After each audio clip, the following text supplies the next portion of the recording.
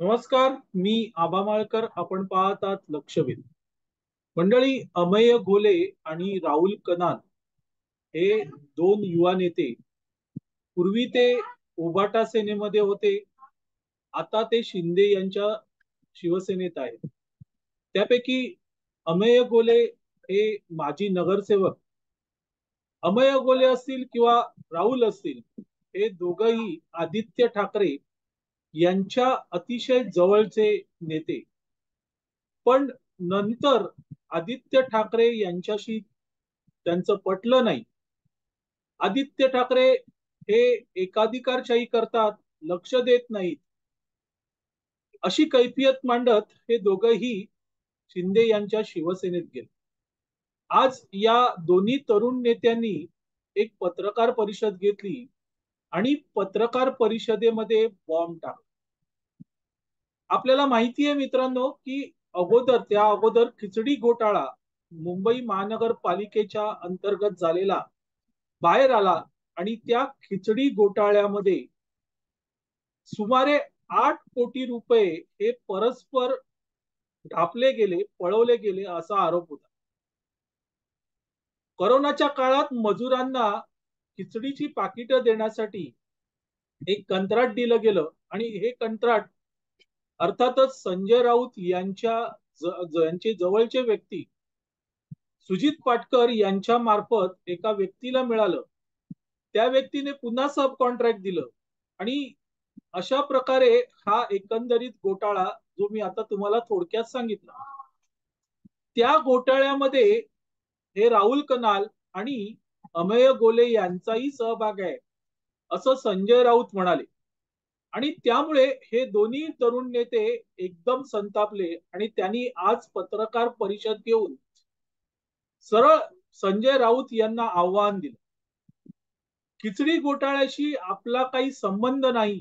खिचडी घोटाळा ज्या वेळेस झाला, तो घोटाळा एका कारकुनाने केला, असंही हे दोघं म्हणाले. आणि तो कारकून हा संजय राऊत यांच्याही जवळचा होता. त्यानंतर मित्रांनो, याच अमेय गोले आणि राहुल कनाल यांनी सरळ संजय राऊत यांना आव्हान दिलं की तुम्ही पुरावे सादर करा, अन्यथा राजीनामा द्या. तुम्ही पुरावे सादर केले तर आम्ही राजीनामा देऊ.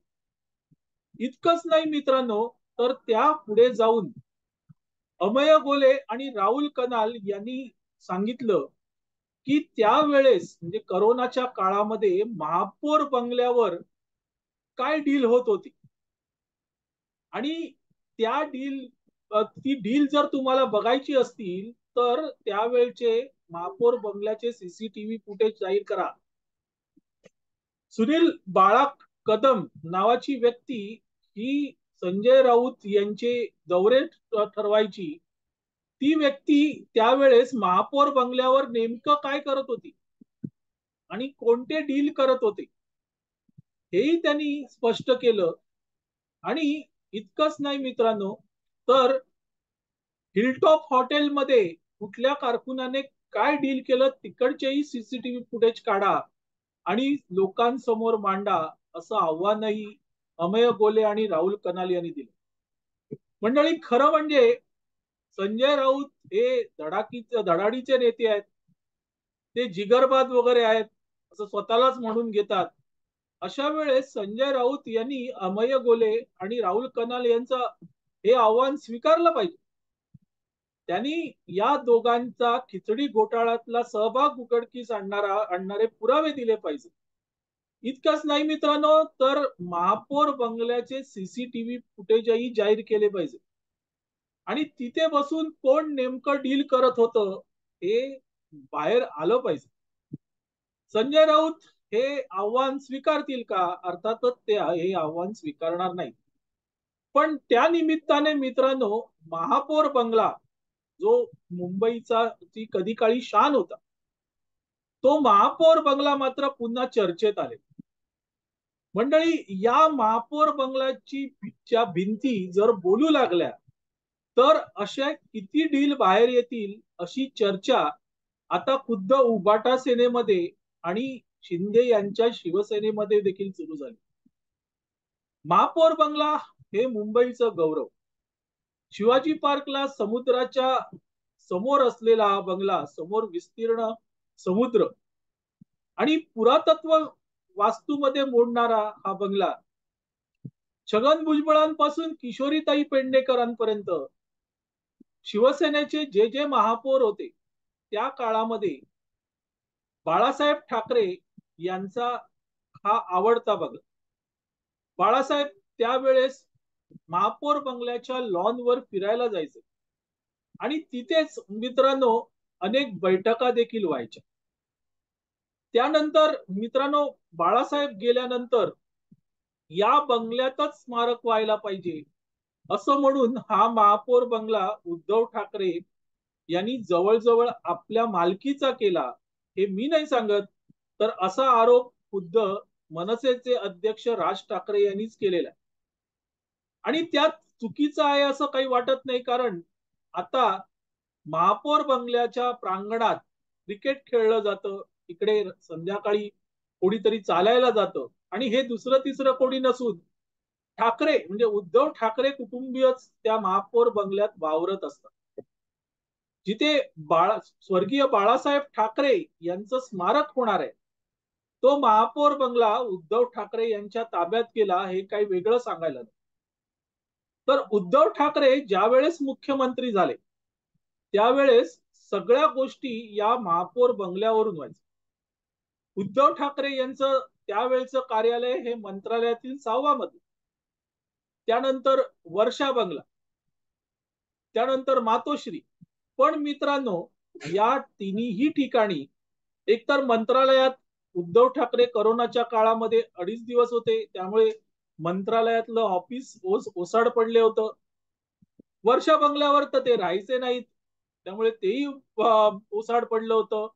मातोश्रीमध्ये ते कोणाला घ्यायचे नाहीत, त्यामुळे तिथेही गर्दी नव्हती. पण रोज संध्याकाळी उद्धव ठाकरे महापौर बंगल्यावर शतपावली करायला किंवा वॉक घ्यायला यायचे आणि तिथे सगळ्या मीटिंग्स व्हायच्या.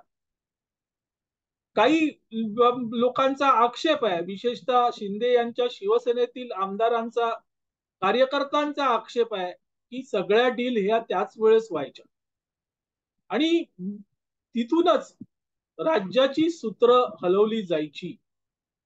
तर असं हे तिसरं केंद्रस्थान, जे पहिलं त्यावेळेस होतं अर्थातच मंत्रालय, दुसरं वर्षा आणि तिसरं हे होतं, कारण मातोश्रीवर कोणाला घेतलं जायचं, तर हे तिसरं होतं.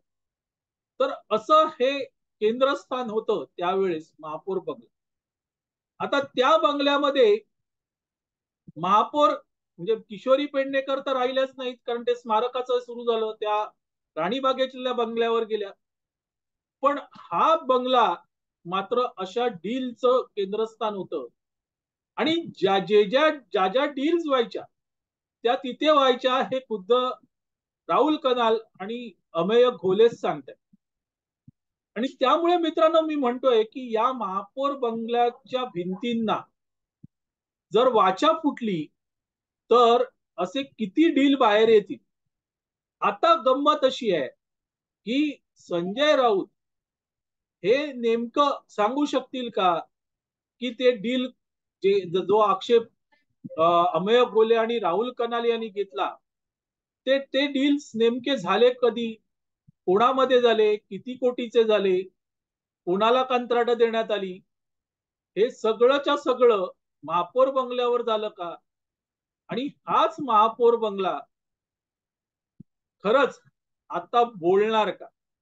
आणि तो जर बोलला तर संजय राऊत यांच्यावर हैराण होण्याची परिस्थिती येणार, एवढं निश्चित. असो मंडळी, तुर्तास इथे थांबतो. आपल्याला हा व्हिडिओ आवडला तर लाईक करा, शेअर करा, लक्षवेधला सबस्क्राईब करा. धन्यवाद.